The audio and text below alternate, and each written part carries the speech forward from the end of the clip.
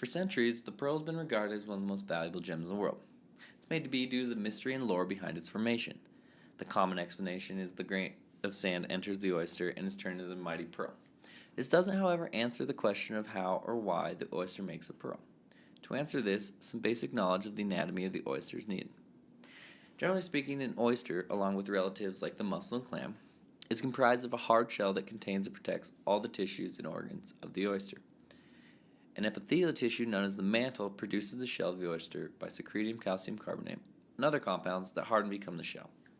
Now, due to the fact the oysters are non-selective filter feeders, which means they just sit there with their mouths open and let food come to them, particles within the water have the tendency to lodge themselves within the folds of the mantle.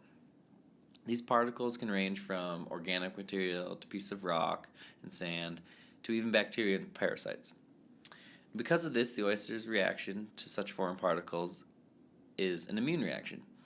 Just like our bodies attack foreign particles with antibodies, an oyster will begin to cover the particle with a substance called nacre and will continue to layer on the substance until a pearl is formed. Nacre, also called mother of pearls, what gives pearls their iridescent sheen. This is a combination of calcium carbonate and a protein called conchyolin, which aids in the crystallization of calcium carbonate. Although this is the same process that forms the shell, the crystalline structure of the calcium carbonate is slightly different, giving rise to the apparent visual difference between the shell and the pearl. Natural pearls, made through no aid from humans, do not tend to be perfect spheres that are common of jewelry pearls. Spherical pearls are cultured pearls and are formed through the man-made insertion of a foreign particle into the oyster. Pearls also come in a variety of colors, from the classic white to gold to even pink.